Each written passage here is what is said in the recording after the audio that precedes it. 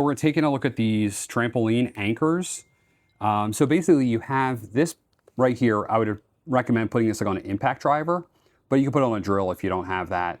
And then you put it here, and this is how you actually drive this into the ground. It comes with a bit, which is really nice. You can see how long this is. I'm gonna use this to attach a trampoline to the ground, but it could be for all kinds of things that you wanna attach, maybe even a dog leash.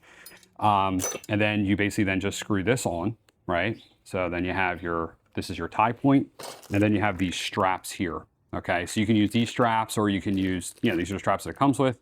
You can also use like ratchet straps or whatever, but now you have this attached to the ground. That's really the main point.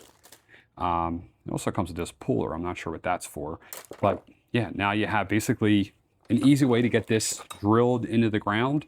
It's when you drill it in, it's less likely to come out because you're really just driving this stuff in. You're not like digging a hole and burying something.